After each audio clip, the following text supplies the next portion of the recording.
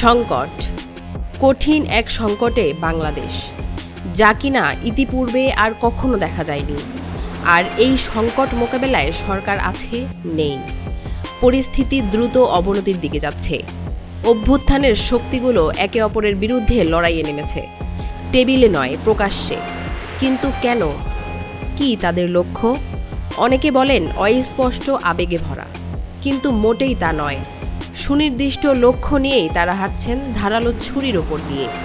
বাংলাদেশের রাজনীতিতে এটা নতুন ঘটনা না হলেও এবারেরটা অস্তিত্ব সংকটে ফেলে দিচ্ছে।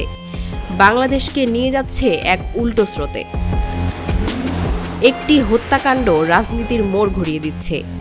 ওলটপালট হয়ে যাচ্ছে অর্জনগুলো। কূটকৌশলে প্রতিপক্ষকে ঘায়েল করছেন রাজনীতিকরা। এখানে আওয়ামী লীগ অনুপস্থিত। অভ্যুত্থানের শক্তিগুলো যে ভাষায় কথা বলছে তা দেখে দূর থেকে আওয়ামী লীগ হাসছেন শেখ হাসিনা। ওয়ালটন এখন দেশের সীমানা পেরিয়ে পৌঁছে গিয়েছে 50টিরও বেশি দেশে। ওয়ালটন, ঘরে ঘরে, বিশ্বজুড়ে। যে শক্তি বঙ্গবন্ধুর ছবি ও ভাস্কর্য ভেঙেছে, সেই শক্তিকেই দেখা গেল জিয়াউর রহমানকে অবমাননা করছে, কুৎসিত ভাষায় স্লোগান দিচ্ছে। কারা মারল ব্যবসায়ী সোহাগকে? যে কোনো বিবেচনায় এটা নির্মম, নিষ্ঠুর। ঘুঁটি কোথায় বসে সাজানো হয়েছিল তা নিয়ে রীতিমতো গবেষণা চলছে। এটা কি নিছক হত্যাকাণ্ড, নাকি রাজনীতির নোংরা কোনো খেলার অংশ? সময়ই বলে দেবে। তবে ক্রমেই খোলাসা হচ্ছে।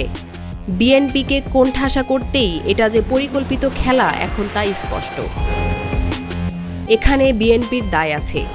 5ই আগস্টের পর দরজা খুলে দিয়েছিল। ময়লা আবর্জনায় ডুবে গেছে দলটি। কে জানে কার কি উদ্দেশ্য? বিএনপি নেতারা সংখ্যা দেখেছেন, মানুষ দেখেননি। বলছি ত্যাগী আর সৎ মানুষের কথা। চাঁদাবাজ আর দখলবাজের দৌরাত্ম্য দেখে অনেকেই সতর্ক করেছিলেন। বিএনপি নেতারা তেমনটা আমলে নেননি। হাজী সেলিমের ক্যাডার যখন বিএনপির কাফেলায় যোগ দেয়, তখন বোঝা উচিত ছিল নিশ্চয়ই এর পেছনে কোনো মতলব আছে। এই সোহাগ ছিল হাজী সেলিমের বিশ্বস্ত ক্যাডার। তাকেই পৈশাচিকভাবে হত্যা করে তারই বন্ধুরা, যারা একসঙ্গে চাঁদাবাজির নিশানা উড়িয়েছিল। কারা তাকে হত্যা করলো, কেনই বা করলো, তদন্ত হচ্ছে। ফলাফল হয়তো জানা যাবে না, কারণ এর পেছনে দেশি বিদেশি কালো হাত রয়েছে। অভ্যুত্থানের শক্তিদের ভাগ করা যদি উদ্দেশ্য থাকে, তাহলে অতি সহজে হিসাব মেলাতে পারবেন না। প্রাথমিক লক্ষ্য ছিল বিএনপির গতিরোধ করা, সরকারকে বেকায়দায় ফেলা, নির্বাচনকে অনিশ্চিত করা। এই 3 লক্ষ্যই হাসিল হয়েছে। মানুষের মধ্যে ছড়িয়েছে আতঙ্ক। অভ্যুত্থানের ফসল কে ঘরে তুলবেন? একে অপরকে যে ভাষায় গালিগালাজ করছেন, রাজপথে আওয়াজ তুলছেন, তা রীতিমতো চমকে ওঠার মতো। প্রফেসর ইউনূসের ঐকমত্য কমিশনের 12টা যে বেজে গেল। জামাত, এনসিপি আর বিএনপি কি একসঙ্গে এক টেবিলে বসবে? বুড়িগঙ্গায় অনেক পানি গড়িয়ে গেছে। সোশ্যাল মিডিয়ার যুগে পরিস্থিতি আরও ঘোলাটে হয়েছে। তৈরি হয়েছে বিস্তর ফারাক। সরকারের ভেতরের সরকার তৎপর হয়েছে। নিউ এজ সম্পাদক নুরুল কবির উপদেষ্টা রিজওয়ানা হাসানের আনুগত্য নিয়ে প্রশ্ন তুলেছেন। তার অতীত ইতিহাসের দিকে ইঙ্গিত করেছেন। প্রমাণ হয়ে গেছে রিজওয়ানা তার অতীত থেকে বের হতে পারেননি। এতদিন তিনি আসল রূপ আড়াল করে রেখেছিলেন। যাই হোক, এটা ঠিক উপদেষ্টাদের একাংশ খুশিতে বিগলিত। ক্ষুদ্র একটি অংশ নিজেদের অস্তিত্ব নিয়ে চিন্তিত। প্রফেসর ইউনূস কি করছেন? তিনি একদম চুপচাপ, কোনো কথাই বলছেন না। লন্ডন বৈঠকের মধ্য দিয়ে রাজনীতি গুছিয়ে এনেছিলেন, সহমতকে শ্রদ্ধা আর ভালোবাসায় কাফেলাভুক্ত করেছিলেন। এটা অনেকেই মানতে চাননি। রাজনীতির উপমহাদেশীয় খেলোয়াড়রা গোড়া থেকেই এই ঐক্য ভেঙে দেওয়ার ব্যাপারে ছিল সচেষ্ট। রাজপথে জামায়াত আর এনসিপির প্রতিক্রিয়া দেখে অনেকের মধ্যেই সেদিন সংশয় তৈরি হয়েছিল। বদলে গিয়েছিল রাজনীতির ভাষা। তারা সুযোগ খুঁজছিল এই সমঝোতা ভেঙে দেওয়ার। সুযোগ তৈরি হলো। বলাবলি হচ্ছে এটা কোনো গায়েবী সুযোগ নয়, একটি পরিকল্পিত ছকের অংশ মাত্র। খেলা শেষ হয়নি, আরও খেলা আছে।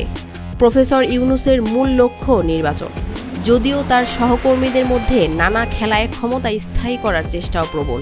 তারা নির্বাচন বিরোধী স্রোতে হাওয়া দিচ্ছেন অনেকটা প্রকাশ্যে, কিন্তু প্রফেসর ইউনূস জেনেও না জানার ভান করছেন। দিনের শেষে এতে কার লাভ কার ক্ষতি? সবচেয়ে বেশি ক্ষতি দেশের, গণতন্ত্রে উত্তরণের, সর্বোপরি প্রফেসর ইউনূসের। ক্ষমতা যত দীর্ঘ হবে, জনবিচ্ছিন্ন হবেন তিনি। মস্ত বড় চ্যালেঞ্জের মুখে পড়বে তার জনপ্রিয়তা। এমনিতেই তার নীতিকৌশল পশ্চিমা দুনিয়ায় প্রশ্নবোধক হয়ে গেছে। তার অতীত সংশয়ে পড়েছে। ধারণা ছিল প্রেসিডেন্ট ট্রাম্পের জমানায়ও তার অস্তিত্ব সংকটে পড়বে না। এখন তার আনুগত্য নিয়েই প্রশ্ন উঠে গেছে। এ নিয়ে আমছাল হারাতে বসেছেন। দেশ পড়েছে মহাসংকটে, আর এটা তৈরি হয়েছে তার কিছু উপদেষ্টাদের অতি উৎসাহী জানে। সমালোচকরা বলছেন, এই মুহূর্তে কি দরকার ছিল চীন পাকিস্তানকে নিয়ে জোট গঠনে এক টেবিলে বসা। যাই হোক, পরিস্থিতি শেষ পর্যন্ত কি দাঁড়ায় তা এখনও বলা যাবে না। তবে প্রফেসর ইউনূসের সরকার যে সংকটে পড়েছে, এতে কোনো সন্দেহ নেই। সঠিক সময়ে বাস্তব সিদ্ধান্ত না নিতে পারলে বাংলাদেশ মাঝপথে আবারও হোঁচট খেতে পারে, যা আমরা কেউই চাই না। ঘরের শত্রু বিভীষণ, তা আমরা সবাই জানি। প্রফেসর ইউনূস যত তাড়াতাড়ি বুঝবেন, ততই মঙ্গল।